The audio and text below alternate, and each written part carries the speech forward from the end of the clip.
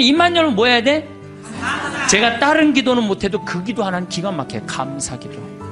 아침에 일어나고 평창에 그 산에 쫙 운무, 그러니까 이 물안개가 쫙 얼마나 아름다워. 아, 하나님 너무너무 감사합니다. 공기가요 정말로 달아요. 달아. 그냥 공기가 쫙 하면 하나님 너무너무 감사합니다.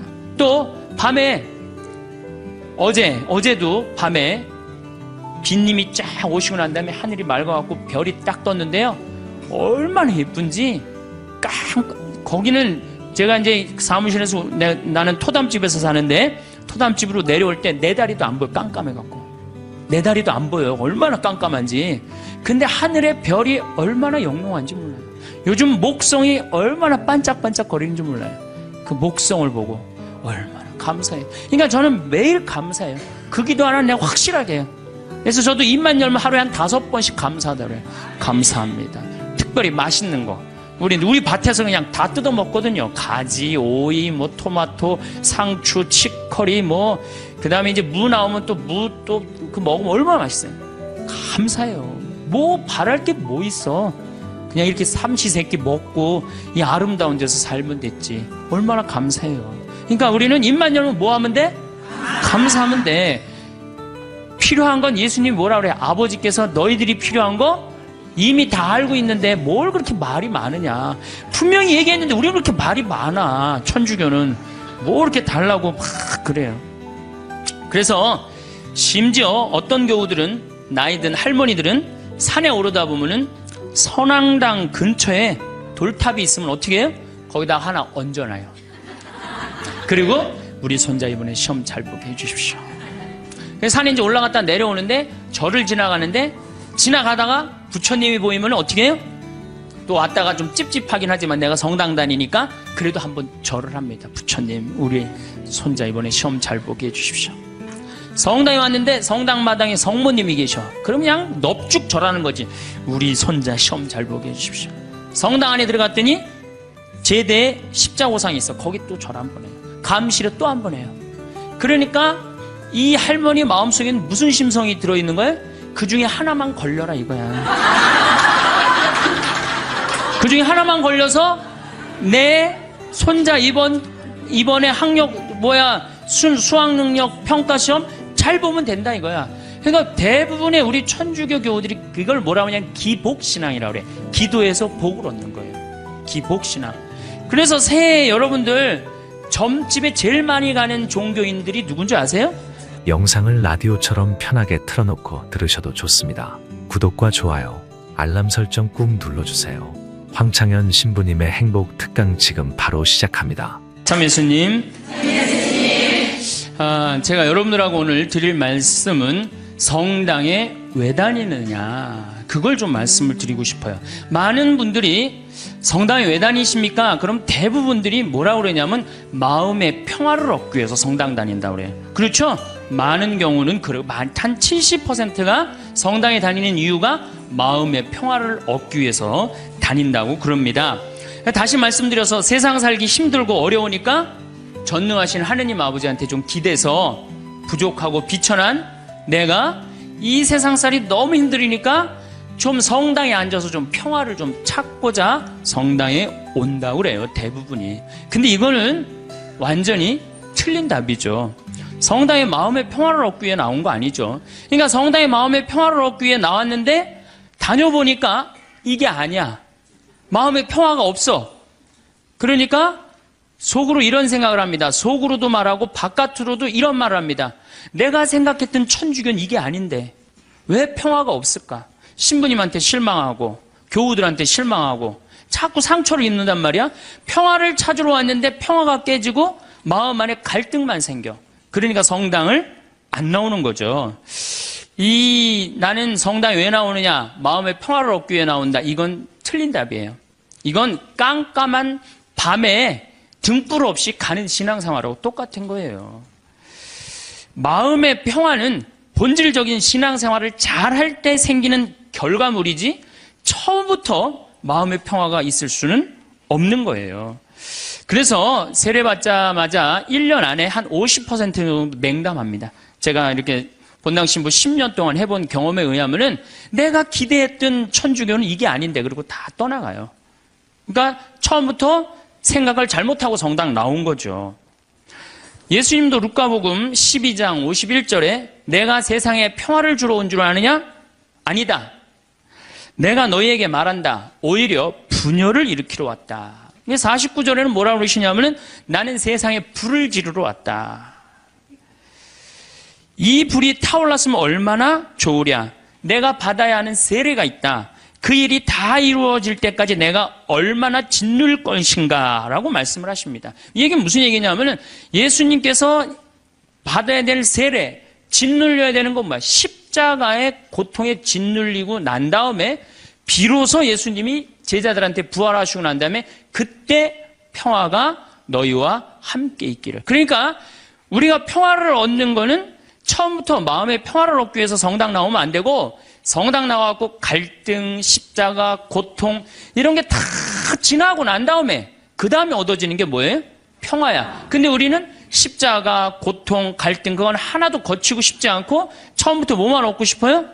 평화만 얻고 싶어요. 그러니까 잘못 찾아온 거죠. 잘못 찾아온 거예요. 여러분들이 정말로 마음의 평화를 찾고 싶으면은 성당에 나오면 안 돼요. 성당에 나오면요 평화가 깨져요. 많이 깨집니다. 참아야 되고 인내해야 되고 그렇죠? 그냥 이 가정 이혼을 그냥 하고 싶은데도 어떻게 돼? 성당 나가갖고 못해갖고 얼마나 괴로워요. 이게 목에 가시처럼 걸려 있잖아. 예?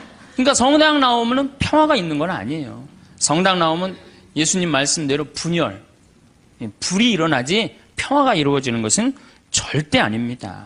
그래서 여러분들 성당에 왜 나오십니까? 마음의 평화를 얻기 위해서. 절대 그런 생각하지 마세요. 성당 열심히 다니면 다닐수록 평화는 깨진다. 내가 하나님한테 가까이 가고 싶으면 가고 싶은 만큼 내 마음의 평화는 깨지게 돼 있어요. 그러니까 여러분들 주위에서 입교시킬 때 성당 나와봐. 마음 무지하게 편하네. 성당이 얼마나 마음의 평화로운데 이렇게 선교하는 거는 절대 하면 안 돼요. 성당 나와봐. 정말로 죽을 만큼 힘들 거야.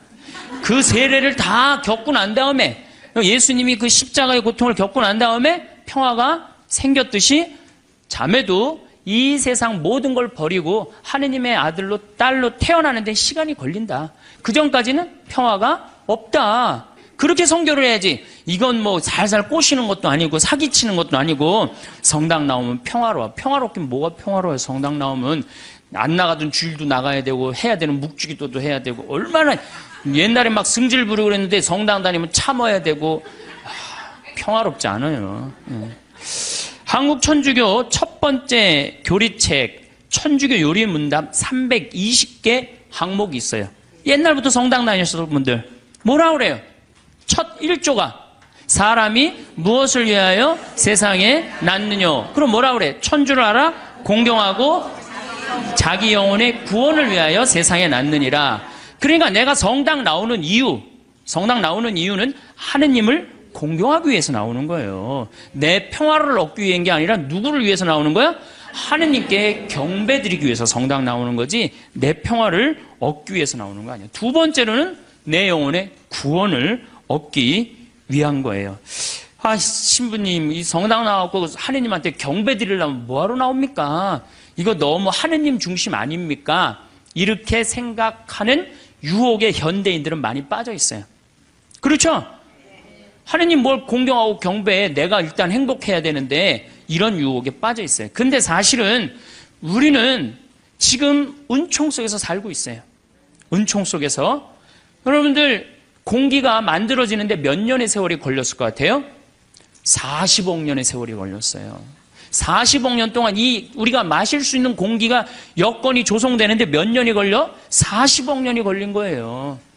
그 40억 년 동안 정성 들여갖고 이렇게 공기가 온 지구에 가득 차고 난 다음에 생명이 아주 이 지구에서 꿈틀거렸거든요. 그러면 이 소중한 공기를 우리가 마시면서 돈 냅니까? 안 됩니까? 공짜로 마시죠? 얼마나 감사해요. 얼마나 감사해요. 하늘에서 빈님 돈 1,000억 내면 내려줘요? 공짜로 내려주세요? 안 내려주세요? 공짜로 내려주시잖아요. 얼마나 감사해. 햇빛, 만물을 키워내는 햇빛, 요즘 가을 햇빛 참 기가 막히게 좋죠. 막 우리 그 평창의 들판에 정말로 벼들이 막 있고 있어요. 그 햇빛 공짜로 내려주세요, 안 내려주세요? 내려주시죠? 여러분들이 길 다니는데 공짜로 다니세요, 안 다니세요? 땅 밟고 지나다니는데. 아니, 지금 살아가는데 절대적으로 필요한 걸 이렇게 다 받고 있는데 우리가 그 하나님께 경배드리지 않는다면은 우리가 얼마나 욕심이 많은 거예요. 우리는 정말 하나님께 경배드리고 찬양 드려야 돼. 그런데 이게 점점 인간 중심의 세상이 되다 보니까 모든 게 인간 위주야. 하나님도 나중에 누구를 위해서 있어야 돼? 인간을 위해서 있어야 되고 나를 위해서 있어야 돼. 완전히 거꾸로 돼가는 판국이 이제 발생하는 거죠. 우리 인간이 받은 수많은 혜택에 대해서 감사와 찬양을 드리지 않는다면 지금 인간들이 저지르고 있는 전쟁, 폭력, 환경재앙은 이건 계속 될 거예요. 우리는 하나님께 이게 겸손한 마음, 감사하는 마음을 지닐 때 자연도 보호되는 거예요. 우리 인간이 너무 건방져갖고 자연을 막 해치고 망가뜨리고 있는 거예요. 그래도 죄의식을 못 느끼는 건 하느님을 경배하는 마음, 하느님께 감사하는 마음, 내가 지금 받은 은총이 너무 많다는 사실, 이거를 깨닫지 못하고 너무 건방지고 도도하게 사는 거예요. 그런데 천주교 교우들이 하느님을 믿는 이유가 감사와 찬양을 드리기 위해 믿는 게 아니고 마음의 평화를 얻기 위해 믿는다면 결국 하느님도 내 마음의 평화를 위해서 있어 주어야 하는 존재로 전락하는 거예요. 그야말로 전락하는 거예요. 하느님이. 내가 하느님을 믿었는데 평화가 오기는커녕 가정에 분열이 일어나고 성당 다니는 삶이 자꾸 의무감으로 바뀌어요. 자꾸 의무감으로 바뀌어. 그래서 주일 미사도 이게 자꾸 걸려. 그냥 나가기 싫은데 억지로 나가는 경우가 있어요. 그렇죠? 여러분 그런 경우 많죠? 오늘은 너무 나가기 싫고 좀 집에서 쉬고 싶은데 주일 미사를 또 안 나가면 고해성사 봐야 되니까 이놈의 거. 그러니까 점점 평화가 깨지는 거지. 그리고 이 천주교는 내 마음의 평화를 얻기 위한 거니까 내가 하느님한테 뭘 감사드리고 찬양드리기보다는 어떻게 하느냐면 자꾸 달라고 그래요. 이걸 주시고 저걸 주시고 맨날 뭘 이렇게 달라고 그래. 뭘 달라고. 개신교 교우들은 모이면은요 심하다 싶을 정도로 하느님 얘기뿐이에요. 개신교. 그래서 그분들은 대종상 타면 제일 먼저 누구한테 감사드린다고 그래? 하나님한테 감사드린다고 그러죠. 그렇죠? 그리고 막 같이 매달 따고 그럼 다 같이 모여서 막 무릎 꿇고 기도해야 안 해요? 천주교 교우들 그런 거 봤어요? 나는 한 번도 들어본 적이 없어. 근데 이번에 김경화 선수가 탔고 동메달 따고 성호 거 때문에요. 특이한 천주교 교우예요. 방수현 선수 이후로 다시 탄생한 특이한 천주교 교우들이에요. 천주교회는 하느님을 믿는다면서도 하느님의 일은 뒤로 한 채 사람의 일만 더 걱정하는 경향이 굉장히 많아요. 여기 있는 분들 대부분이 하느님의 일 걱정하는 것보다 누구 일 더 걱정해요? 내 일. 여러분들 세계에서 선교사가 제일 많이 나가 있는 나라는 미국이에요. 모든 선교제 다 나가 있어요. 그 다음에 선교사가 많이 나가 있는 나라가 어느 나라냐? 우리나라 개신교회예요. 세계에서 두 번째예요. 우리 근데 천주교 교우들은 나가요, 안 나가요? 내가 알기로도 한 100명 안 돼요. 지금 외방선교회하고 또 몇몇 수도회 이런 수녀님들하고 거의 없어요. 그러니까 우리는 하느님의 일은 걱정하지 않고 무슨 일 걱정해? 사람의 일을 걱정하는 거예요. 예수님이 마태오복음에 이런 얘기를 해요. 예루살렘에 올라가시면서 내가 예루살렘에 올라가면 고난을 받을 것이다. 그리고 3일 만에 살아날 것이다. 그러니까 베드로가 뭐라 그러냐? 맙소사 주님. 그런 일은 주님께 결코 일어나지 않을 것입니다. 하니까 예수님이 이런 말씀을 하세요. 사탄아, 내게서 물러가라. 너는 나에게 걸림돌이다. 너는 하느님의 일은 생각하지 않고 사람의 일만 생각하는구나. 여러분들, 하느님 믿는다면서 내가 하느님의 일을 더 많이 걱정해요? 사람의 일을 더 걱정해요? 사람이 솔직해서 좋습니다. 마음의 평화를 얻기 위해 신앙생활을 하시는 분들은 하느님의 일을 생각하기보다는 사람의 일을. 그러니까 우리 천주교 교우들은 어떨 때 보면 이게 믿는 집단인지 아니면 친목 집단인지 헷갈릴 때가 많아요. 예, 믿는 집단인지 친목 집단인지 헷갈릴 때가 많아요. 이 심지어 주일학교 애들 여름신앙학교 할 때도 보면은 아주 슬퍼요. 우리 평창에 모래내 교회가 3년 동안 왔어요. 모래내 개신교회가 3년 동안 왔는데 내가 이제 바빠갖고 전도사님을 계속 못 만났는데 3년째 내가 전도사님을 만나서 아유 우리 집에 이렇게 3년 때 오는데 어떻게 재밌으셨냐고 그랬더니 그 전도사님 하시는 말씀이 아 우리 3일 동안 은혜 많이 받고 갑니다 그러는 거예요. 저는 주일학교부터 여름 신앙학교 여름 캠프 20년 동안 다니면서 은혜 많이 받았다라는 생각은 한 번도 해본 적이 없어요. 우리 천주교에서 여름 캠프 갔다 오고 난 다음에 어땠니? 무지하게 재밌었어 엄마 이렇게 말하지 엄마 은혜 많이 받고 왔어 이렇게 말하는 애들이 있어요? 이게 출발점이 굉장히 틀린 거예요. 은혜 많이 받고 갔다는 거예요. 근데 우리 천주교는 재미야. 어느 정도로 재미를 추구하느냐면은 우리 생태마을에 그 주일 이제 지금은 그렇게 못하게 하는데 처음에 올 때는 본당 개인 프로그램을 하게 했어요. 오늘 주일학교 선생님 제일 먼저 찾는 게 무덤 어디 있냐는 거. 무덤. 우린 무덤이 굉장히 많거든요 뒤에. 무덤 저기 뒤에 무지하게 많다고. 왜 그러느냐고 그러니까 귀신놀이 하려고 그런다는 거예요. 귀신놀이. 담력 테스트 한다는 거예요. 아니 하느님 믿는데 왜 담력 테스트가 필요해요. 그 모래내 교회는 기도하고 찬송하고 성경 공부하고 기도하고 찬송하고 성경 공부 2박 3일 동안 그러는 거예요. 그러니까 은혜 많이 받고 갔다는 얘기가 나오지. 근데 우리는 담력 테스트 그것도 귀신놀이. 아니 천주교 이름으로 여름 신앙학교 가갖고 귀신놀이 한다는 게 말이 돼요? 그러니까 애들이 6년 동안 귀신놀이를 하다 보니까 하느님하고 안 친하고 누구하고 친해? 귀신하고 친한 거야. 귀신하고. 그러니까 이게 귀신하고 너무 친하다 보니까 중학교 올라가면은 귀신하고 어깨동무하고 다 세상으로 나가는 거예요. 그래서 주일학교 1000명이면 중고등학교가 100명으로 줄어들어요. 900명은 귀신놀이를 너무 해갖고 하느님보다 귀신이 더 마음에 드는 거야. 귀신한테 꼬여갖고 나가는 거예요. 우리가 그 단순한 그거 하나만 하더라도 얼마나 하느님 얘기를 하지 않고 사느냐 그거 느낄 수 있어요. 캠프라는 것은 자연 안에서 텐트를 치고 노는 걸 캠프라고 그래요. 그런데 천주교의 여름에 가는 거 보세요. 신앙 캠프. 모든 단어를 캠프로 써요. 놀러 가겠다 이거예요. 신앙 그냥 걸어 놓는 거고 진짜 목적은 뭐야? 놀겠다는 거예요. 놀겠다. 산간 신앙 학교 얼마나 좋아요. 근데 우린 꼭 캠프라고 그래. 우리 교구도 교구 홈페이지에 여름 캠프 이렇게 써 있어요. 그냥 놀자는 거지. 놀자는 거지. 내 마음에 평화만 있으면 돼. 성당 가갖고 하느님의 영광 이런 거 별로 중요하게 여기지 않는 거죠. 반대로 은혜 많이 받고 간다는 개신교는 감사, 찬양, 경배, 아멘, 알렐루야예요. 그래서 대부분 이 개신교 이렇게 제가 이렇게 방송 보면은 개신교 성도들은 기도할 때 어떻게 합니까? 손을 들고 눈을 하늘에 들고 해요. 그렇죠? 전부 다 손을 하늘을 향하잖아요. 천주교는 어디를 향하고 있어요? 땅바닥을 향하고 있어요. 평화방송 보면 천주교구들 다 어디 쳐다보고 있어? 땅바닥 쳐다보고 있는 거예요. 도대체 우리는 하느님이나 하늘에 관심이 없어요. 하느님이나 하늘에 관심이 없어요. 개신교 목사님들 설교하는 내용 들어보면요. 찬양, 영광, 감사, 알렐루야, 아멘이. 찬양에는 흥분과 기쁨이 있습니다.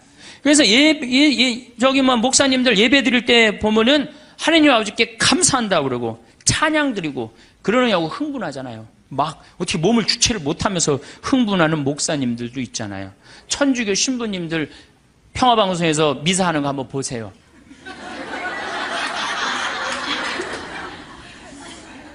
우리 천주교는 신부님부터 교우들까지 전부 우리 기본 컨셉이에요. 우리는 기쁘면 안 돼. 그래서 가톨릭 전례를 보면 전부 다 무거워요. 무겁고 우울하고. 찬양보다는 회개하고 반성하는 분위기가 훨씬 커요. 그래서 우리는 사순시기 참회의 절, 대림시기, 봄판공, 가을판공, 십자가의 길, 양심성찰 이런 것만 해요. 그러니까 우리 분위기는 어두컴컴하고 우울한 분위기예요. 그래서 여러분들 미사가 끝나고 나서 성당문을 열고 나가면서 나 오늘 하나님께 정말로 경배드렸어. 나 오늘 하나님께 정말 영광드렸어. 오늘 미사 때 너무 큰 감사와 찬양, 영광드렸어. 그런 기분 드는 미사 있어요? 1년에 매일 미사 참여하면서도 그렇게 열심히 나가면서도 나 오늘 하나님 아버지께 영광 드리고 나와서 1시간 내내 하나님 아버지인데 찬양했어. 그런 기분 드는 교우들이 거의 없어요. 거의 없죠? 그러니까 우린 찬양을 안 하는 거예요. 아니 천주교 요리문답 1조가 뭐야? 사람이 무엇을 위하여 세상에 났느냐? 하느님을 공경하고 천주를 알아 공경하고 자기 영혼의 구원을 위하여 낳느니라. 이 두 가지가 우리가 성당 다니는 결정적인 이유예요. 성당, 마음의 평화를 얻기 위해서 마음의 평화는 성당 나오면 더 깨지게 돼 있어요. 내가 성당 나오는 결정적인 이유는 뭐야? 하나님께 경배하기 위해서 나오는 거예요. 경배하기 위해서. 또 나의 영혼의 구원을 위해서 나오는 거예요. 이 두 가지를 하지 않으면 우리는 신앙의 목적에서 벗어나는 거예요. 신앙의 목적에서. 예수님의 삶을 보면 늘 경배와 감사와 찬양이 기본입니다. 예수님도 산상설교 중 마태복음 8장에 보면은 너희의 착한 행실을 보고 하늘에 계신 너희 아버지를 찬양하게 하라. 그러니까 우리가 착한 일도 누구의 영광을 드러내기 위해서 착한 일을 하는 거야? 하느님의 영광을 드러내기 위해서 착한 일을 심하다 싶을 정도로 예수님은 찬양에 중점을 두십니다. 마태복음 11장 25절 아버지 하늘과 땅의 주님 지혜롭다는 자들과 슬기롭다는 자들에게는 이것을 감추시고 철부지들에게는 드러내 보이시니 아버지께 감사드립니다. 그러니까 예수님도 입만 열면 뭐야? 감사야. 입만 열면. 근데 우리는 입만 열면 뭘 그렇게 달라고 그래. 이미 다 주셨는데. 5천 명을 먹이실 때도 예수님은 찬미의 기도를 잊지 않으십니다. 마태복음 14장에 보면은 군중에게 풀밭에 자리를 잡으라고 지시하셨다. 그리고 빵 5개와 물고기 2마리를 손에 들고 하늘을 우러러 찬미를 드리신 다음 빵을 떼어 제자들에게 주시니 제자들이 그것을 군중에게 나누어 주었다. 어떻게? 하늘을 우러러 찬미 드렸다 그래. 여러분들 밥 먹을 때 우리 어떻게 해야 돼? 정말로 하느님 아버지 이 밥 먹게 해주셔서 감사합니다. 이 지금 밥 못 먹는 사람이 지구에 30억이야 30억. 근데 우리는 얼마나 감사하게 먹어요. 그런데 이렇게 감사한 밥 먹으면서 성호 굽고 먹어요? 바깥에 나가갖고 일반 식당에 나가서? 여기는 어느 학교야? 성가정, 영성, 성숙 여기 학교 학생들은 내가 보니까 대단한 것 같아. 저는요 제가 이렇게 성호 굽고 밥 먹잖아요. 한 번은 그런 적이 있어요. 신학생 때 성호를 굽고 밥을 먹는데 앞에 있는 남자야. 아마 성당 열심히 다녔던 모양이야. 이 새파란 놈이 성호를 굽고 밥 먹으니까 너무너무 미안했는지 자기 허벅지에다가 성호를 굽고 밥을 먹잖아요. 허벅지에다. 그러니까 우리는 찬양 드리고 경배 드리는 그런 신앙의 분위기는 자기가 하느님 얘기를 스스로 합니다. 왜냐하면 하느님께 찬양 드리고 경배 드리는 게 얼마나 신나요. 근데 우리는 천주교는 무슨 이순신 장군 후예야? 내가 죽었다는 걸 적에게 절대 알리지 말아라. 이거하고 똑같은 얘기를 해. 내가 천주교 신자라는 걸 절대 남에게 알리면 안 된다. 그래서 성호도 거요 안 거요? 안 거요 안 거. 밥 먹어. 여기 계신 분들은 긋고. 그래서 여러분들 제가 또 어떤 교우가 나한테 와서 기가 막힌 얘기를 한 적이 있어요. 신부님 우리 부장님이요 내가 직장 생활을 10년 동안 같이 했는데 알고 봤더니 성당 다니는 거예요. 무지하게 열심히 하셔요 우리 부장님이.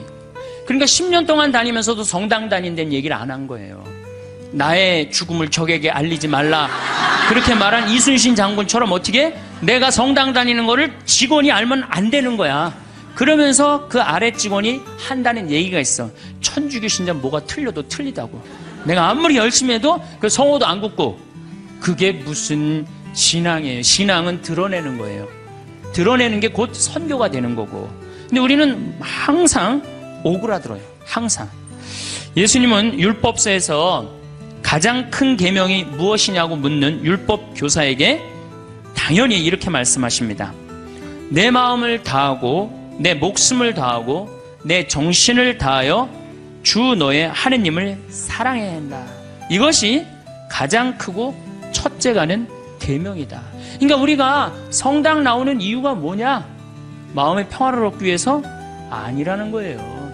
그럼 마음의 평화를 얻기 위해서 성당 나오는 게 아니라 뭐하러 나오는 거예요? 하느님께 경배드리기 위해서 나오는 거예요. 왜? 하느님께 받은 은혜가 너무 많으니까. 얼마나 우리가 많은 은혜를 받았어요, 지금. 우리는 받은 은혜가 999가지야. 그 999가지를 정말로 감사드리고 찬양드리기도 바쁜데 못 받은 거 하나 달라고. 참, 그것도 하느님 부담스럽게 묵주기도 9일기도 해가면서 54일씩 매달려가면서 그냥 달라고 그러니 얼마나 정말 우리가 한심한 신앙생활을 합니까?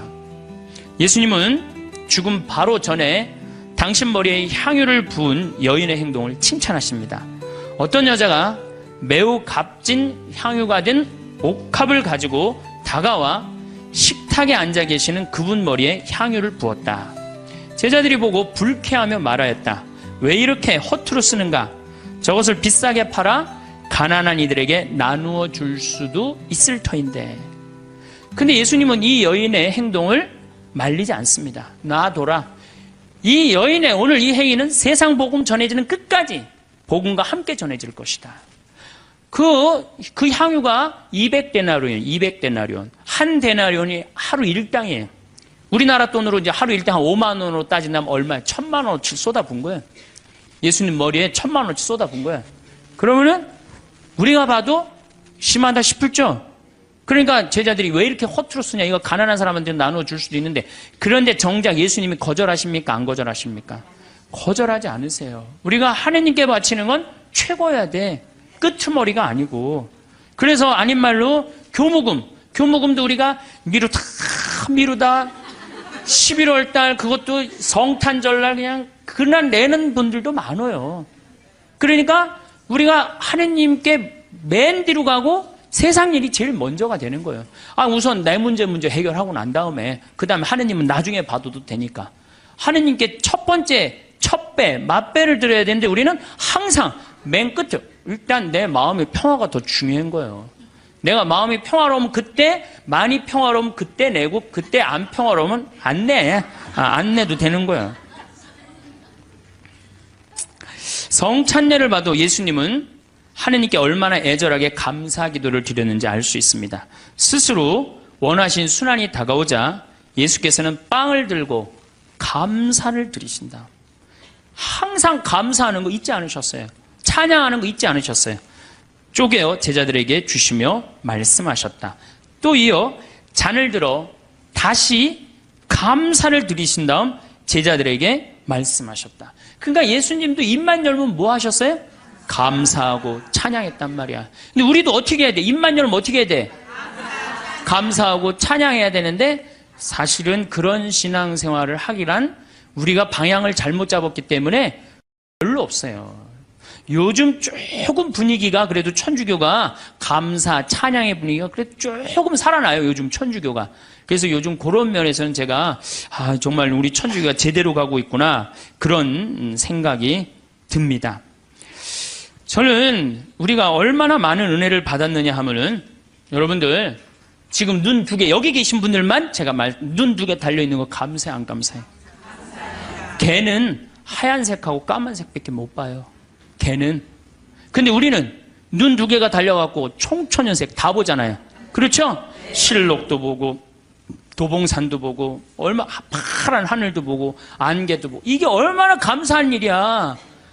또 다리 두 개 달려갖고 인천에서 의정부에서 수원에서 명동까지 걸어왔잖아요. 얼마나 감사해요. 다리 두 개 내가 걸어 다닐 수 있다는 게. 나무는 한 번 심겨지면은 옮겨갈 수 있어요? 없어요? 옮겨갈 수가 없어요. 근데 우리는 두 다리, 두 눈으로 온 데 다 다니고 얼마나 감사해. 뭘 또 더 바란다고 맨날 이렇게 달라고 그래요. 이미 하느님이 다 주셨는데. 하느님이 다 주셨어요. 그러니까 사실 우리는 매일 감사하고 매일 찬양 드려도 우린 부족해요.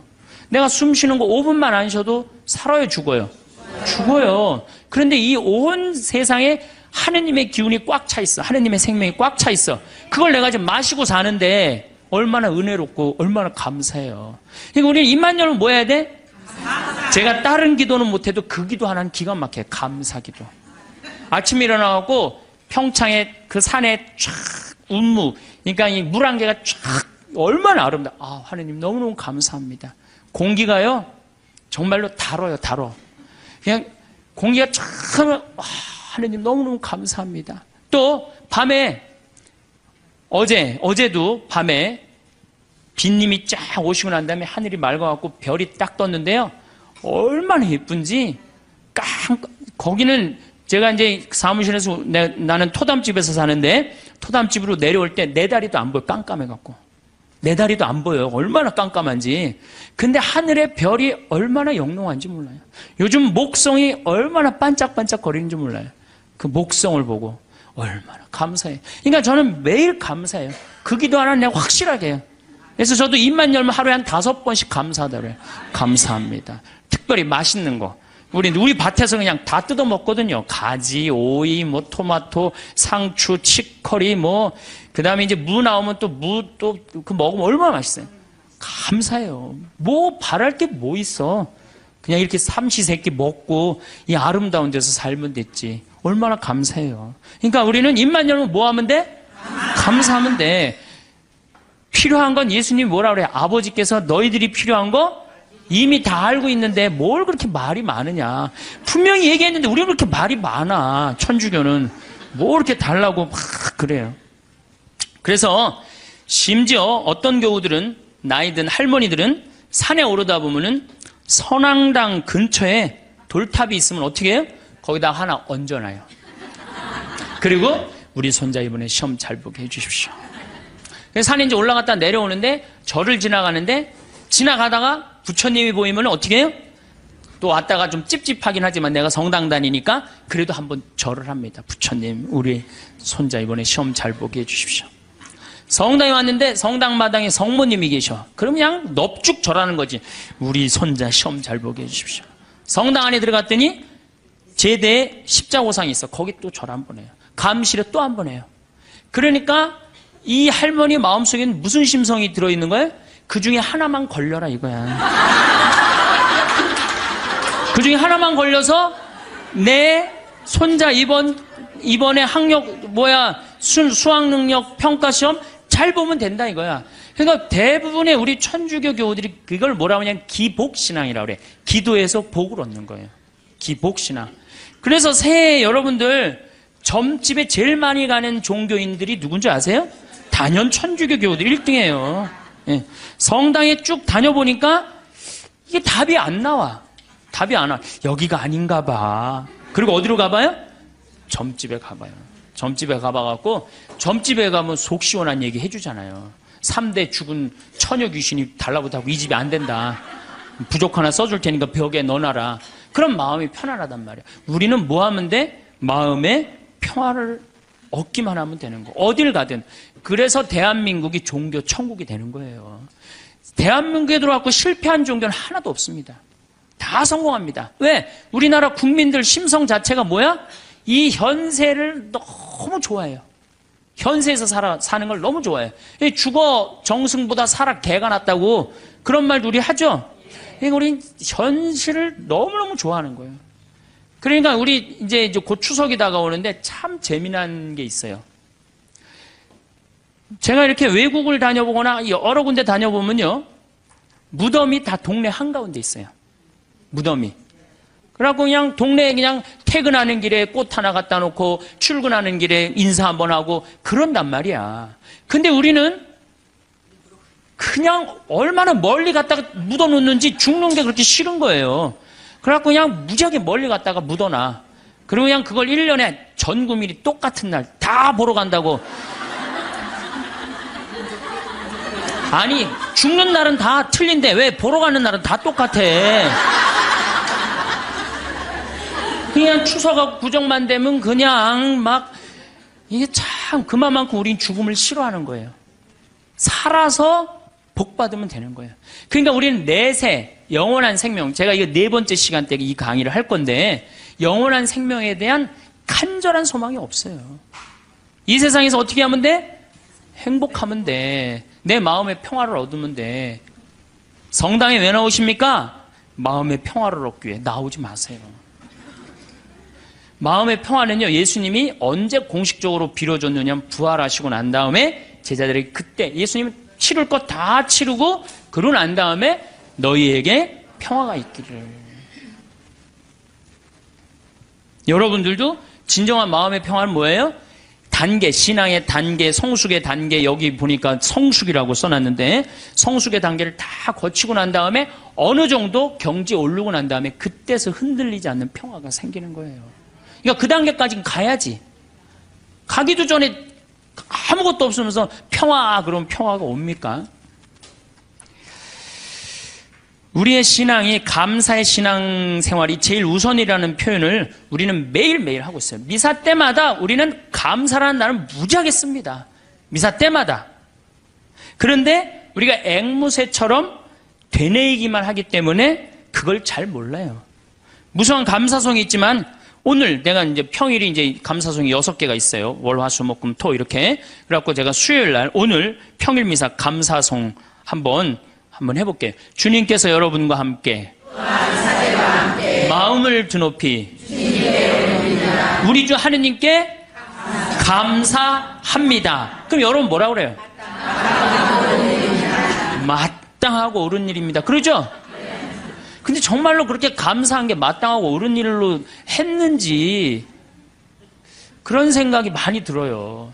아니 그러니까 우리 천주교 교우들이 어느 정도냐면은 기도원도 여기도 다녀보고 저기도 다녀보고 하여튼 먹히는 데 한번 가봐요. 여기저기. 그래갖고 또 어떤 자매는 이렇게 소개하는 자매도 있어요.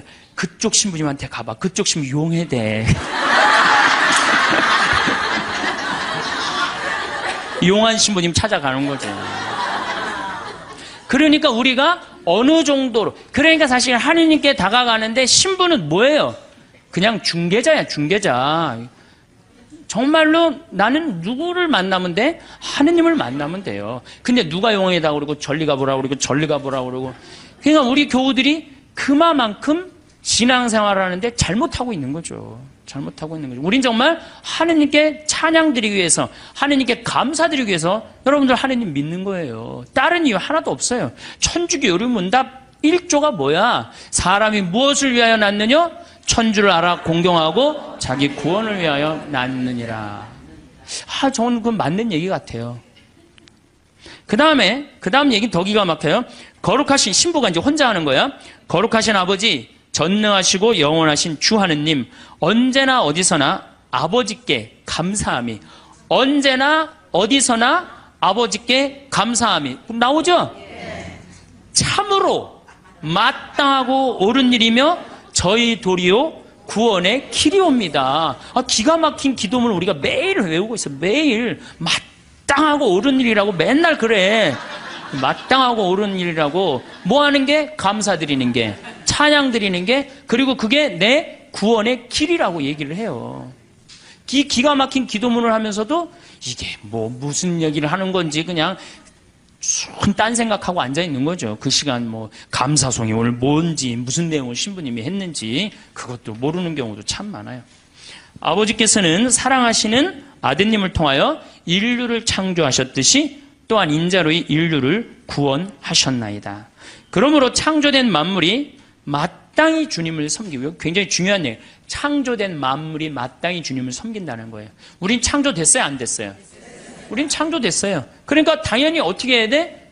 주님을 찬미하고 하느님을 주인으로 모시고 살아야 돼요. 그런데 제가 가만히 이렇게 생각해 보니까 하느님하고 우리하고 입장이 바뀌었어. 누가 종이냐 하면 하느님이 종이고 누가 주인이 돼? 내가 주인이야. 왜 이렇게 시키는 게 많아? 이거 해주시고 저거 해주시고.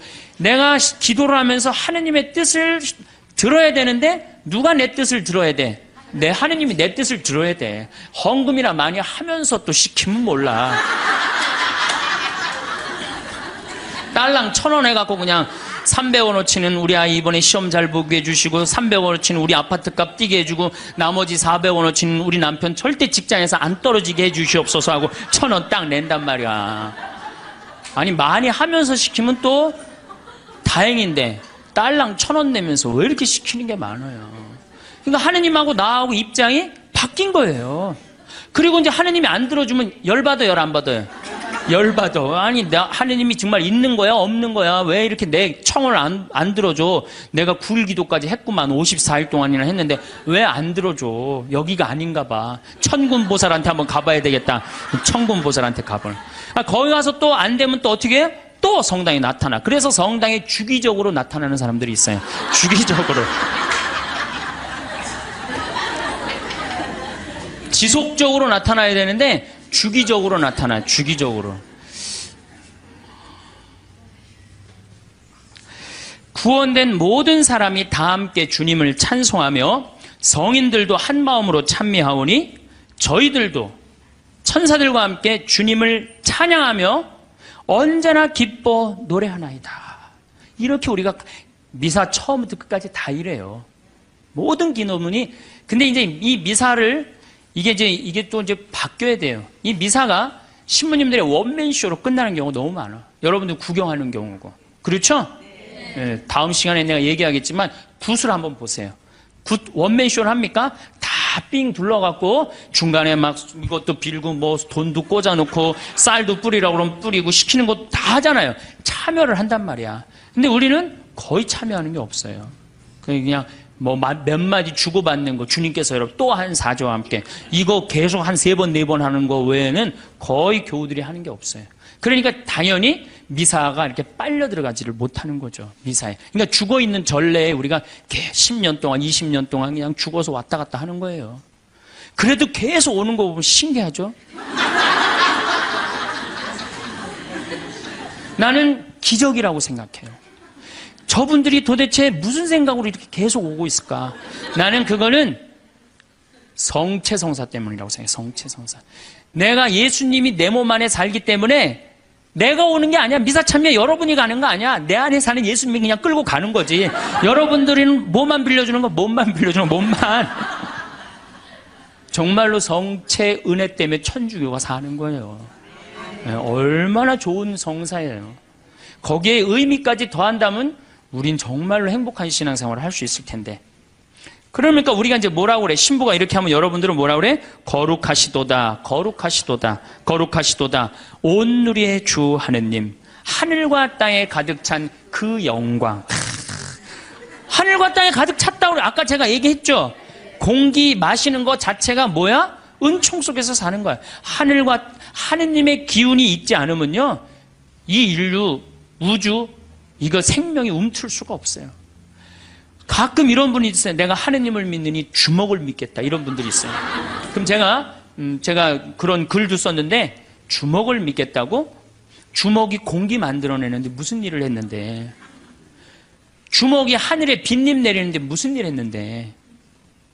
주먹이 태양빛 만들어내는데 무슨 일을 했는데? 그렇게 주먹이 좋으면은 주먹하고 저 화성에 가서 살아라. 영하 200도 되는 데 가서 살아라. 주먹이 다 해줄 테니까. 우리 인간이요, 너무 교만해 있어요, 지금. 과학이 발달해갖고 인간이 최고인 줄 알고 착각하고 있어요. 우리는 한순간도 하느님의 은총이 없으면 우리는 한순간도 못 살아요. 그래서 여기 뭐라 그래? 온 누리의 주 하느님, 하늘과 땅에 가득 찬 그 영광. 이렇게 노래를 했잖아. 높은 데서 호산나. 주님의 이름으로 오시는 분 찬미 받으소서. 듣고 보니까 찬미라는 말을 무지하게 많이 하죠? 우리가. 그런데도 우리가 죽어있는 전례에 참여를 하다 보니까 정말로 찬미하는 기분, 찬양하는 그런 기분이 안 들어요. 그러면은 도대체 어떻게 하느님께 경배 드려야 되느냐? 이거는 춤을 춰야 돼, 하느님 앞에서. 우리가 하느님께 춤을 춰드려야지 경배하는 거예요. 근데 우리 춤 춰요, 안 춰요? 아까 보니까 막 추대 보니까. 근데 미사 때 춤 춰요, 안 춰요? 우리 주 전례는 미사예요. 미사 때 춤 안 추죠. 그렇죠? 하나님 기쁘게 해드리지 않는 거예요. 성가 잘해요, 못해요? 솔직히 성가, 내가 다음 시간에 이제 성가 얘기하겠지만은 성가, 이거 장송곡 안 되면 다행이에요. 요즘 또 이제 순교자 성월이라 또 이제 더 청승을 떨면서 더 부르지. 그 다음에 시편. 시편, 여러분들 시편 외우는 거 내가 답답할 때 한두 개 정도 탁 나오는 시편 있을까요? 우리 천주교교들. 그래.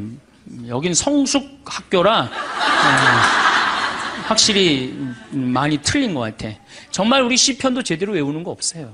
시편도. 그럼 그림이라도 하느님을 참 믿으려야 되는데 그나마 천주교가 제일 잘하는 게 이 그림이에요.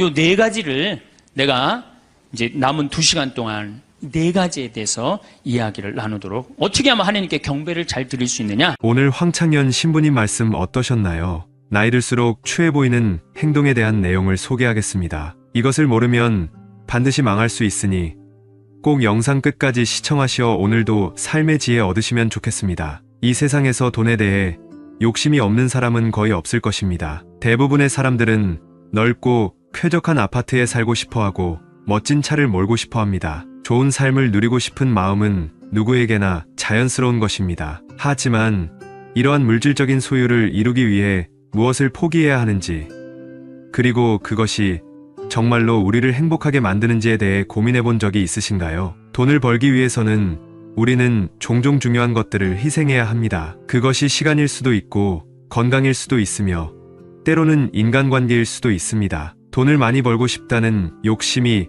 결국은 우리를 행복이 아닌 불행으로 이끌 수 있다는 사실을 잊지 말아야 합니다. 팔자에 맞는 돈이란 무엇인 것일까요? 팔자에 없는 돈을 너무 많이 가지면 반드시 불행이 닥친다. 이 말은 복권 당첨자들의 삶을 보면 쉽게 이해할 수 있습니다. 갑작스럽게 큰 돈을 손에 쥔 사람들이 그 후로 얼마나 행복하게 살았는지에 대한 통계는 그리 밝지 않습니다. 그들은 불행과 파산, 때로는 비극적인 결말을 맞이하는 경우가 많습니다. 왜 그럴까요? 갑작스럽게 많은 돈을 손에 쥐게 되면 사람들은 그 돈을 어떻게 다뤄야 할지 모르기 때문에 무리하게 사용하게 됩니다. 오늘 50년 걸려 받을 것을 몇 년 내로 한 번에 사용해버리는 것과 같습니다. 결국 운이 바닥나고 그 이후로는 불행이 찾아오게 되는 것입니다. 돈을 많이 번다고 해서 무조건 행복해지는 것이 아니며 오히려 불행을 초래할 수 있습니다. 돈이 많아지면 남자나 여자 모두 이성 문제에서 어려움을 겪게 됩니다. 갑작스럽게 많은 돈을 얻게 되면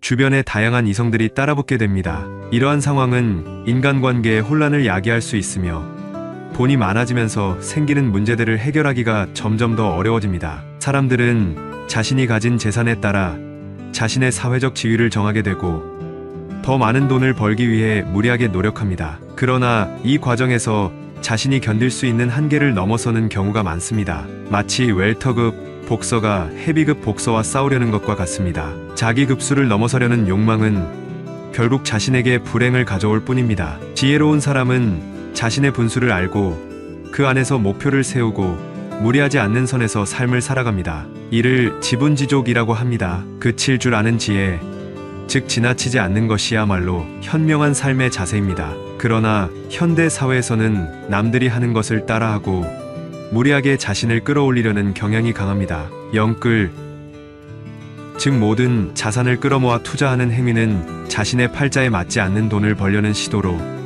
결국 큰 대가를 치르게 됩니다. 투자나 돈을 목표로 할 때 그것이 나에게 합당한 목적일지 아닌지를 신중하게 판단해야 합니다. 그렇다면 우리는 왜 욕심을 내는 것일까요?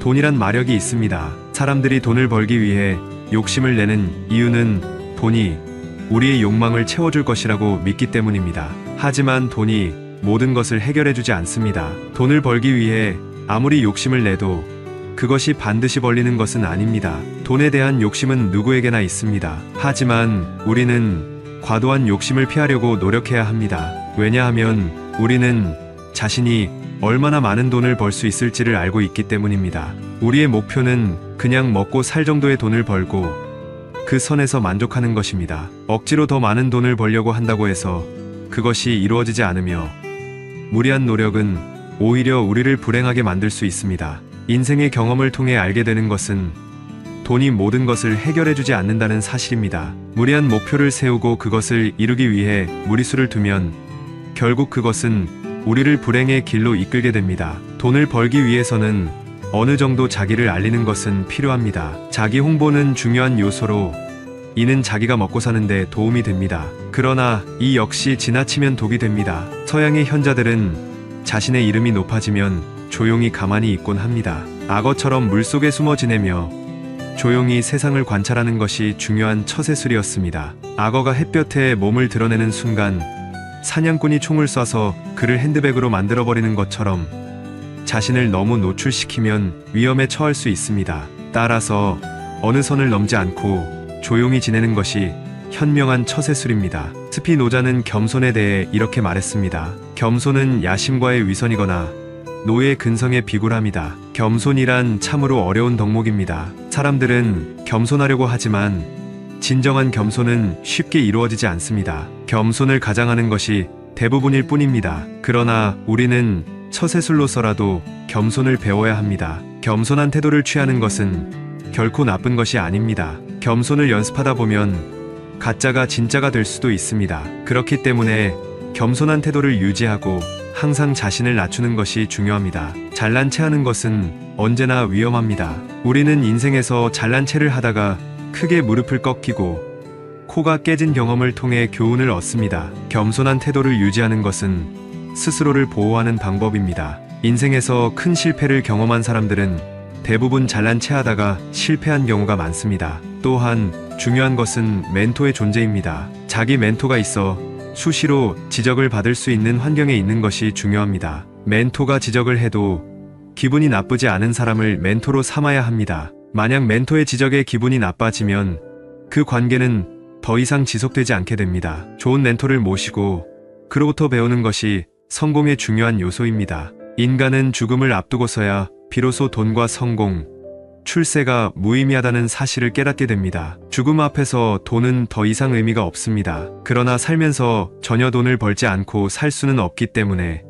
적당히 벌고 적당히 사용하는 것이 중요합니다. 돈에 대한 과도한 욕심은 스트레스를 불러일으키고 스트레스는 병의 원인이 됩니다. 병에 걸리면 결국 호스피스 병동으로 가게 될 수도 있습니다. 병 없이 자연스럽게 늙어가는 것이야말로 잘된 죽음, 즉 웰다잉입니다. 이런 삶을 살기 위해서는 욕심을 내려놓고 자신이 가진 것에 만족하는 태도가 필요합니다. 이러한 태도를 가지다 보면 사람은 혼자 있어도 두렵지 않고 세상에 숨어도 근심이 없는 경지에 이를 수 있습니다. 그러기 위해서는 많은 책을 읽고 많은 곳을 여행해 보아야 합니다. 만 권의 책을 읽고 만리를 여행해야 내공이 쌓입니다. 독서는 우리가 세상을 보는 눈을 넓혀줍니다. 여행은 우리가 예상하지 못한 상황과 마주함으로써 융통성을 기르게 해줍니다. 이 둘의 결합은 사람의 사고의 폭을 넓혀주고 스케일을 키워줍니다. 여행에서 만나는 낯선 풍경은 우리의 사고를 확장시켜줍니다. 이런 경험들이 쌓이면 우리는 인생의 중요한 결정을 내릴 때 훨씬 더 현명해질 수 있습니다. 아무것도 모른 채 여행을 떠나면 그저 경치 좋은 곳을 보고 끝나버리지만 독서로 미리 지식을 쌓고 떠나는 여행은 전혀 다릅니다. 세상에 대해 더 깊이 이해하게 되고 내가 아는 것과 실제가 어떻게 다른지를 깨닫게 됩니다. 이러한 깨달음은 인생을 살아가는 데 있어 큰 자산이 됩니다. 돈에 대한 욕심은 결국 죽음 앞에서 무의미해집니다. 인간은 마지막 순간에 내공을 보여주게 되는데 이는 그동안의 삶이 얼마나 내실 있게 채워졌는지를 반영합니다. 최악의 죽음은 호스피스 병동에서 링거를 꽂고 고통 속에 죽음을 맞이하는 것입니다. 반면에 고통 없이 조용히 죽음을 맞이하는 것은 내공이 쌓인 결과라고 할 수 있습니다. 우리 조상들은 불치병에 걸려 회복이 불가능할 경우 복어알을 말려서 분말로 만들어 먹고 조용히 생을 마감했습니다. 이처럼 죽음을 앞두고 돈과 성공, 출세는 아무런 의미가 없습니다. 살면서 돈을 너무 많이 벌려고 욕심을 내지 말고 적당히 벌고 적당히 사는 것이 현명한 삶의 방식입니다. 현대 자본주의 사회는 정신을 돈으로 바꾸는 시스템입니다. 정신을 팔아서 돈을 얻는 것, 이것이 자본주의의 본질입니다. 그러나 돈이 어느 정도까지는 필요하지만 그 도를 지나치면 정신병적인 사회가 될 수 있습니다. 정신을 병들게 하는 의외의 것들 3가지가 무엇인지 아시나요? 바로 아파트, 명품, 자동차입니다. 이 3가지가 눈으로 보이는 세계를 장악하고 있습니다. 이 요소들이 사람들을 돈의 마귀에 사로잡히게 만듭니다. 넓고 쾌적한 아파트, 멋진 차, 그리고 고급 명품을 갖기 위해 사람들은 자신의 뼈와 영혼까지 팔고 있습니다. 그러나 모든 것을 팔아버리면 남는 것은 무엇일까요?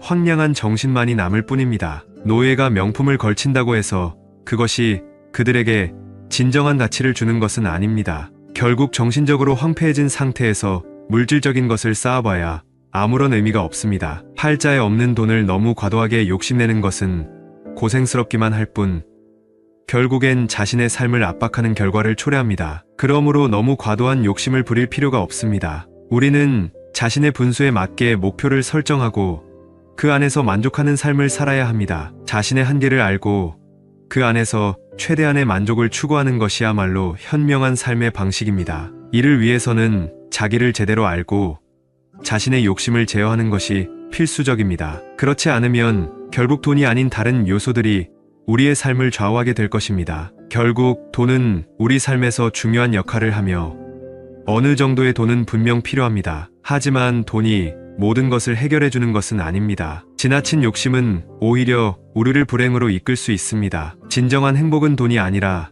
자신을 제대로 알고 자신에게 맞는 삶을 사는 데서 비롯됩니다. 자신이 얼마나 많은 돈을 벌 수 있는지 자신의 능력과 욕망을 객관적으로 평가하고 그 안에서 만족하는 삶을 사는 것이야말로 진정한 지혜입니다. 돈이 필요하지만 돈이 전부가 아님을 깨닫고 자신의 분수에 맞는 목표를 설정하는 것이야말로 인생에서 가장 중요한 요소입니다. 지나치지 않는 삶, 욕심을 절제하는 삶, 그리고 자신에게 맞는 행복을 추구하는 삶을 통해 우리는 진정으로 만족스러운 삶을 살 수 있을 것입니다. 이러한 내용들을 참고하셔 삶의 지혜를 얻고 마음 평안을 누리시면 좋겠습니다. 오늘 영상 도움 되셨다면 구독, 좋아요, 알람 설정 꾹 눌러주시고 이 영상을 소중한 분들께도 공유해주세요.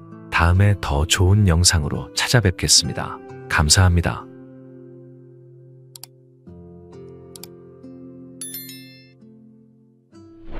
성공한 사람들을 보면 크게 두 부류로 나뉘는 걸 알 수 있습니다.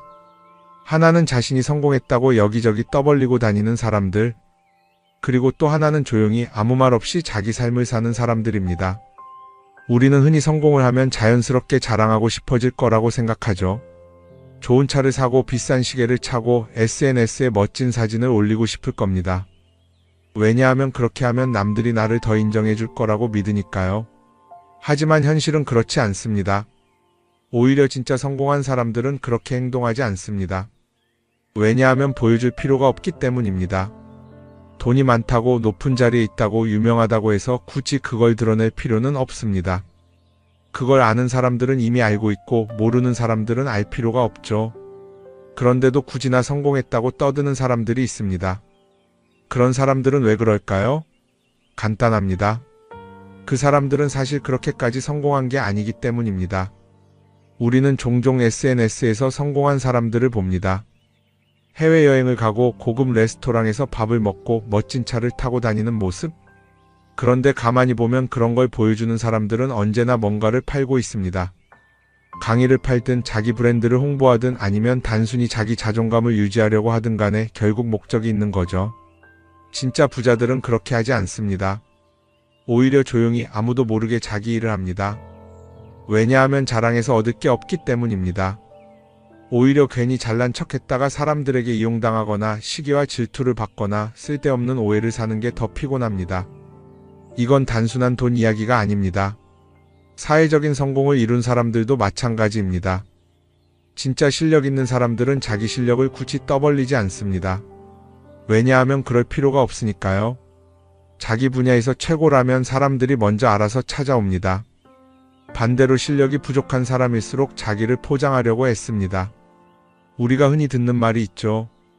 빈수레가 요란하다. 이 말이 괜히 있는 게 아닙니다. 정말 내실이 있는 사람들은 굳이 시끄럽게 굴지 않습니다. 반대로 겉만 번지르르한 사람들은 자기가 얼마나 대단한지 떠들고 다닙니다. 이걸 좀 더 현실적인 예로 들어볼까요? 동창회에 나가면 꼭 이런 사람이 있습니다. 옛날에는 별거 아니었는데 갑자기 잘 됐다고 나타나서 자기가 얼마나 성공했는지 자랑하는 사람. 처음에는 다들 와 대단하다 하고 들어주지만 시간이 지나면 어떨까요? 대부분 속으로 이렇게 생각할 겁니다. 저 사람 뭐 저렇게까지 티를 내? 결국 그런 사람은 점점 멀어지게 됩니다. 반면에 정말 성공한 사람들은 조용합니다. 굳이 자기가 어떻게 살고 있는지 설명하지 않죠. 그런 사람들은 오히려 주변에서 먼저 알아보고 자연스럽게 존경을 받습니다. 그게 진짜 성공입니다. 그럼 우리는 어떻게 해야 할까요? 내가 뭔가를 이루었을 때 굳이 남들에게 알릴 필요가 있을까요? 물론 가까운 사람들에게 좋은 소식을 전하는 건 좋습니다. 하지만 굳이 모든 사람들에게 나 이렇게 잘 살고 있어요 하고 알릴 필요는 없습니다. 그런 행동은 결국 나에게 득이 되지 않습니다. 성공이라는 건 원래 조용한 겁니다. 내가 잘 되고 있으면 주변 사람들이 자연스럽게 알게 됩니다. 굳이 내가 말하지 않아도 내 행동과 태도에서 묻어나오게 되어 있습니다. 그러니 굳이 보여주려고 애쓰지 마세요. 오히려 그게 더 진짜 성공한 사람의 태도입니다. 사람은 사회적 동물이라고 하잖아요. 혼자 살아갈 수 없고 결국 사람과의 관계 속에서 기쁨도 얻고 때로는 상처도 받습니다. 그런데 한 가지 생각해 볼 게 있어요. 우리가 정말 인간관계가 필요해서 맺고 있는 걸까요? 아니면 그냥 그래야 한다고 배워서 어쩔 수 없이 유지하고 있는 걸까요? 어릴 땐 친구 많으면 좋다고 하죠. 사회생활에서도 인맥이 중요하다는 말을 많이 합니다. 그런데 정작 주변을 보면요, 인간관계가 넓은 사람일수록 스트레스를 더 많이 받아요. 전화벨이 울릴 때마다 이번엔 또 무슨 부탁일까 싶고 단체 채팅방에서 메시지가 올 때마다 이걸 또 어떻게 대답해야 하나 고민하죠. 관계가 많아질수록 책임과 피로도 함께 늘어나는 겁니다. 어떤 사람들은 인간관계를 줄이면 외롭지 않겠냐고 해요. 그런데 가만히 생각해보면 진짜 외로움을 느끼는 순간이 언제인지 아세요? 오히려 불필요한 인간관계 속에 있을 때입니다. 같이 밥을 먹고 얘기를 나누는데도 뭔가 허전하고 대화가 컥 돌고 속마음을 나누지도 못할 때, 그럴 때 우리가 더 외롭다고 느끼죠. 그렇다고 당장 인간관계를 다 끊어버릴 순 없겠죠. 하지만 적어도 내가 정말 소중하게 여겨야 할 관계와 그냥 관성적으로 유지하는 관계는 구분할 필요가 있습니다. 예를 들어 매번 나한테 부탁만 하고 정작 내가 어려울 땐 연락 한 번 없는 사람. 내가 실수하면 뒷담화를 하면서 내 앞에서는 웃는 사람. 이런 관계를 굳이 계속 이어갈 이유가 있을까요? 가끔은 이런 경험도 있을 거예요. 우연히 어떤 사람과 친해졌는데 만난 지 얼마 되지도 않았는데 너무 많은 걸 털어놓는 사람들 있죠. 자기 속사정부터 가족 문제, 직장 고민까지 쏟아내는 사람들. 이런 경우 두 가지의 가능성이 큽니다. 하나는 그냥 감정적으로 의존할 사람이 필요해서일 수도 있고 또 하나는 내가 믿을 만한 사람인지 떠보는 걸 수도 있어요.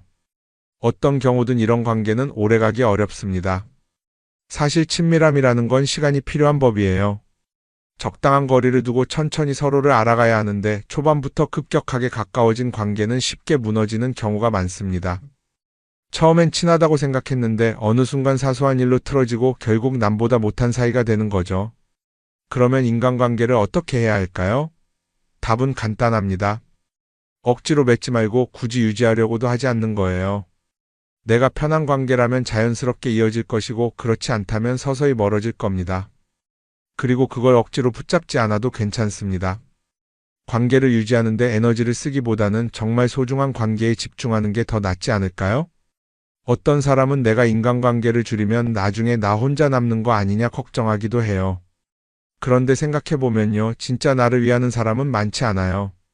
인간관계를 줄인다고 해서 완전히 혼자가 되는 게 아닙니다.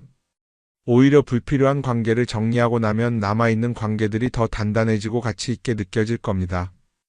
예전엔 인맥이 자산이라는 말을 많이 했어요. 그런데 요즘은 꼭 그렇지도 않죠. 오히려 불필요한 인간관계가 많으면 그게 짐이 될 수도 있어요. 적당한 거리, 적당한 선. 이걸 잘 지키는 게 결국엔 가장 편한 인간관계를 유지하는 방법 아닐까요? 한번 곰곰이 생각해 보세요. 지금 내 주변에 있는 사람들 중에서 내가 정말 편하게 만날 수 있는 사람이 몇 명이나 되는지, 내가 억지로 맞춰주고 있는 관계는 없는지. 관계를 줄이면요, 외로워지는 게 아니라 오히려 더 자유로워집니다. 그리고 자유로워진 만큼 내 인생에서 정말 중요한 것에 집중할 수 있게 됩니다. 인간관계 너무 많은 걸 신경 쓰다 보면 정작 중요한 걸 놓칠 수 있어요. 그러니까 이제는 한 번쯤 정리해보는 것도 나쁘지 않을 겁니다. 사람들이 돈을 많이 벌고 싶어 하는 이유가 뭘까요? 단순히 돈이 많으면 좋으니까?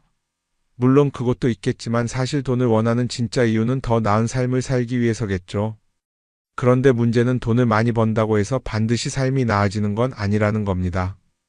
오히려 더 많이 벌수록 더 많이 쓰게 되는 경우가 많아요. 가끔 이런 생각해 본 적 없으세요? 예전에는 돈이 지금보다 훨씬 적었는데 이상하게 그때가 더 여유로웠던 것 같다. 왜 그럴까요? 사실 우리가 원하는 건 돈 그 자체가 아니라 돈을 통해 얻을 수 있는 자유인데 돈을 벌면 벌수록 그 자유를 잃어버리는 경우가 많아요. 더 좋은 차, 더 좋은 집, 더 좋은 옷을 사면서 점점 더 많은 돈이 필요해지고 결국엔 돈을 벌기 위해 또다시 일해야 하는 악순환에 빠지게 되는 거죠. 한번 생각해 봅시다. 우리가 정말 필요해서 뭔가를 사는 경우가 얼마나 될까요? 필요해서라기보다는 남들이 가지고 있으니까 없어 보이기 싫으니까 혹은 그냥 기분 전환을 위해서 소비하는 경우가 훨씬 많아요. 그리고 그런 소비를 할 때마다 스스로 이렇게 합리화를 하죠. 이 정도는 나를 위한 투자야. 그런데 가만히 보면 그 소비가 진짜 나를 위한 소비인지 아니면 그냥 사회가 만든 기준에 끌려가고 있는 건지 헷갈릴 때가 많습니다. 예를 들어 예전에는 스마트폰 하나면 충분했는데 이제는 스마트워치도 있어야 하고 무선 이어폰도 필요하고 태블릿도 있어야 할 것 같고 하나를 사면 또 다른 무언가가 필요해지는 시기예요. 사실 이건 우리가 그렇게 만들어진 겁니다. 광고도 그렇고 SNS도 그렇고 자꾸 우리에게 이렇게 말하죠. 이걸 사야 더 행복해질 수 있어요. 그런데 정작 그걸 사고 나면 어때요? 처음 며칠은 좋죠. 그런데 시간이 지나면 또 다른 걸 사고 싶어져요. 왜냐하면 물건이 우리를 오래 행복하게 만들어주지는 않거든요. 특히 요즘은 SNS가 이런 소비 심리를 더 부추기는 것 같아요. 예전에는 친구들끼리 만나서 나 새로 샀어 하고 자랑하는 게 전부였는데 이제는 SNS에 올리면서 전 세계 사람들에게 보여주잖아요. 그러다 보니까 남들도 다 뭔가를 사서 올리고 나도 따라해야 할 것 같은 기분이 드는 거예요. 그런데 중요한 건 그 사람들도 사실은 나와 똑같은 기분이라는 겁니다. 내가 남을 부러워하는 만큼 나도 누군가에게 부러움을 사려고 애쓰고 있는 거죠. 결국 끝없는 비교와 소비 속에서 진짜 중요한 걸 놓치게 되는 겁니다. 한번 이렇게 생각해보면 어떨까요? 만약 내가 지금부터 딱 1년 동안 불필요한 소비를 하지 않는다면 내 삶이 어떻게 변할까? 아마 처음에는 답답할 수도 있어요. 사고 싶었던 걸 참아야 하니까. 그런데 그걸 몇 번 참고 나면 어느 순간 깨닫게 될 겁니다. 내가 굳이 이걸 안 사도 괜찮네? 그렇게 불필요한 소비가 줄어들면 자연스럽게 돈이 쌓이겠죠. 그런데 돈이 쌓이는 것보다 더 중요한 게 있어요. 바로 마음의 여유가 생긴다는 겁니다. 돈을 쓰지 않는다고 해서 불행해지는 게 아니라 오히려 소비로부터 자유로워지면서 진짜 행복을 찾을 수 있어요. 물론 이걸 실천하는 게 쉽지는 않겠죠. 우리 주변에는 소비를 부추기는 것들이 너무 많으니까요. 하지만 적어도 이런 건 해볼 수 있습니다. 뭔가를 사고 싶을 때 한 번만 스스로에게 물어보는 거예요. 이게 정말 나한테 필요한 걸까? 아니면 그냥 순간적인 욕심일까? 만약 그 질문을 던졌을 때 5초 안에 당연히 필요하지 라는 답이 나오지 않는다면 사실 그건 없어도 되는 물건일 가능성이 큽니다. 정말 필요한 건 고민할 필요도 없이 바로 떠오르거든요. 그러니까 이제는 한 번쯤 생각해 봐야 할 것 같아요. 나는 지금 내가 원하는 삶을 살고 있는 걸까? 아니면 남들이 만든 기준에 맞추기 위해 내 시간을 팔고 있는 걸까? 소비를 줄인다는 건 단순히 돈을 아끼는 게 아닙니다. 그건 결국 내 삶의 선택권을 되찾는 일이거든요. 돈을 많이 버는 것도 중요하지만 더 중요한 건 그 돈을 어떻게 쓰느냐입니다. 그리고 때로는 아무것도 사지 않는 게 최고의 선택일 수도 있어요. 우리는 요즘 SNS 없이 사는 게 거의 불가능한 시대에 살고 있죠. 아침에 눈 뜨자마자 휴대폰을 확인하고 출근길에도 SNS를 보고 잠들기 전까지도 계속 들여다봅니다. 그러면서 남들이 어떻게 사는지 보고 나도 모르게 비교하게 되고 때로는 초조해지기도 하죠. SNS에 올라오는 사진들 한번 보세요. 맛집에서 멋진 음식을 먹고 해외여행을 다니고 좋은 옷을 입고 성공한 삶을 사는 사람들. 그런데 가만히 보면 이 사람들이 정말 행복해서 저런 사진을 올리는 걸까요? 아니면 그냥 행복해 보이고 싶은 걸까요? 실제로 SNS에 가장 많이 올라오는 사진이 뭔지 아세요? 남들이 부러워할 만한 순간들입니다. 집에서 편하게 쉬고 있는 모습이나 출근길에 지친 얼굴, 어제 먹다 남은 배달 음식 사진 같은 건 잘 안 올리죠. 대신 멋진 레스토랑, 명품 가방, 고급 호텔 같은 것들이 올라옵니다. 왜 그럴까요? 결국 SNS는 보여주기 위한 공간이기 때문입니다. 여기서 중요한 게 있어요. 우리가 SNS에서 보는 건 그 사람의 삶 전체가 아니라 편집된 일부 장면이라는 겁니다. SNS는 마치 한 편의 다큐멘터리나 영화처럼 잘 꾸며진 장면들만 보여줍니다. 그런데도 우리는 그걸 보면서 아, 저 사람은 나보다 더 행복하구나 하고 착각하죠. 예를 들어 SNS에서 한 친구가 해외여행을 가서 아름다운 풍경을 찍어 올렸다고 해볼게요. 우리는 그걸 보면서 부럽다, 나도 저렇게 살고 싶다라고 생각하겠죠. 그런데 정작 그 친구는 사진을 찍고 나서도 일 때문에 스트레스를 받고 있을 수도 있고 여행 비용을 감당하느라 카드가 걱정을 하고 있을 수도 있습니다. 그 부분은 우리는 알 수가 없죠. 그런데 문제는 이렇게 남들과 비교하는 습관이 쌓이면 결국 내 삶이 초라하게 느껴진다는 겁니다. 원래는 그냥 조용히 살아도 괜찮았는데 SNS를 보고 나면 나만 뒤처지는 것 같고 뭔가를 더 해야 할 것 같고 괜히 불안해지죠. SNS는 기본적으로 사람들의 비교 심리를 자극합니다. 남들이 가진 걸 나도 갖고 싶게 만들고 남들이 하는 걸 나도 해야 할 것 같은 기분이 들게 만들죠. 그러다 보니 필요하지도 않은 걸 사게 되고 무리해서라도 화려한 곳에 가게 되고 남들에게 보여주기 위해 사는 삶을 살게 됩니다. 그럼 어떻게 해야 할까요? 사실 정답은 간단합니다. SNS에서 보이는 것들을 곧이곧대로 믿지 않는 것입니다. 그리고 더 중요한 건 남과 비교하는 걸 멈추는 것이에요. 어떤 사람이 비싼 차를 타고 다닌다고 해서 그 사람이 꼭 행복한 건 아닙니다. 좋은 차를 타고 다니지만 밤마다 사업 걱정에 잠 못 이루는 사람도 많아요. 반대로 대중교통을 이용하지만 마음 편하게 사는 사람도 있죠. 결국 행복은 보이는 것이 아니라 느끼는 것입니다. SNS를 덜 보면 덜 불행해진다는 연구 결과도 있어요.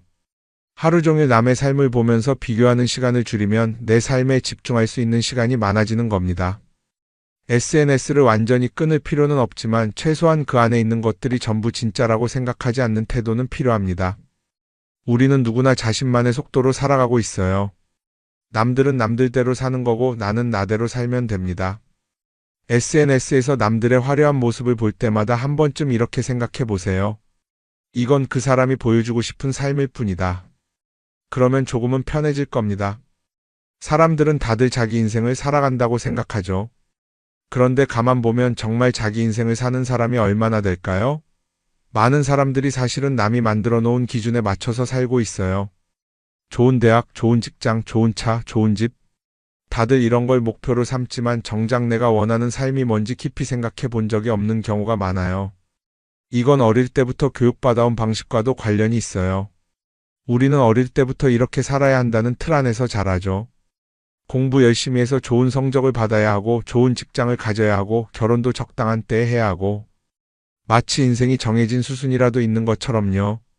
그러다 보니 나 스스로 정말 원하는 걸 고민하기보다는 그냥 남들이 정해놓은 목표를 따라가게 돼요. 그런데 이렇게 남의 기준에 맞춰서 살다 보면 어느 순간 공허함을 느끼게 됩니다. 이게 정말 내가 원했던 삶인가? 하는 의문이 들 때가 오죠. 어릴 땐 성적이 목표였고 사회에 나와서는 연봉이 목표였고 결혼하고 나서는 아이 교육이 목표였는데 그 목표를 이루고 나면 허무한 거예요. 계속 뭔가를 이루긴 했는데 정작 나는 어디에 있는지 모르겠는 거죠.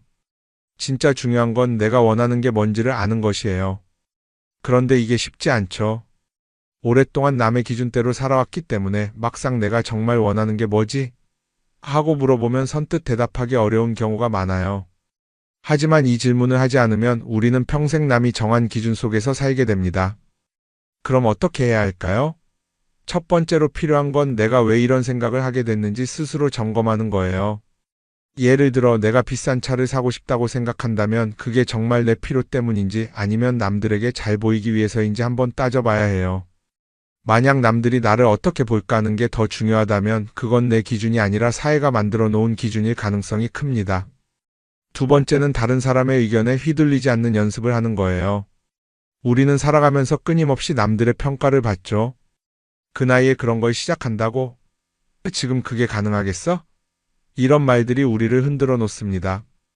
그런데 그런 말에 신경 쓰다 보면 결국 아무것도 하지 못하게 돼요. 중요한 건 남들이 뭐라고 하든 내가 결정하는 거예요. 물론 남의 조언을 들을 수도 있고 참고할 수도 있죠. 하지만 최종 결정은 항상 내 몫이어야 합니다. 내가 결정하고 내가 책임지는 거. 그렇게 해야 내 삶을 온전히 내 것으로 만들 수 있어요. 세 번째는 내가 한 선택에 책임지는 자세를 가지는 거예요. 많은 사람들이 무언가를 선택하고 나서도 후회하죠. 괜히 이걸 했나? 이 선택이 잘못된 건 아닐까? 그런데 한 가지 확실한 건 후회한다고 해서 과거가 바뀌지는 않는다는 거예요. 내가 한 선택이라면 그 선택이 틀렸다고 해도 받아들이고 그 안에서 최선을 다하는 게 더 중요해요. 이렇게 말하면 그럼 실수하면 어떡하죠? 라고 걱정하는 분들도 있을 거예요. 하지만 생각해보면 우리가 실수를 두려워하는 이유도 결국 남의 시선 때문이에요. 내가 실패하면 남들이 날 어떻게 볼까? 이런 걱정이 더 크죠. 그런데 남들은 생각보다 우리한테 관심이 없어요. 우리가 성공하든 실패하든 남들은 자기 삶을 사느라 바빠요. 그러니까 내 인생의 주인은 결국 나 자신이라는 걸 명확히 할 필요가 있어요. 내 선택을 하고 그 선택에 책임지면서 남이 아니라 나에게 맞는 길을 찾는 것. 그게 진짜로 내 삶을 살아가는 방법이 아닐까요? 어쩌면 우리는 너무 오랫동안 이렇게 살아야 한다는 틀 속에 갇혀 있었는지도 모릅니다. 하지만 이제는 한 번쯤 생각해 봐야 합니다. 나는 진짜 내 삶을 살고 있는가? 그리고 만약 아니라면 지금부터라도 조금씩 바꿔보면 어떨까요?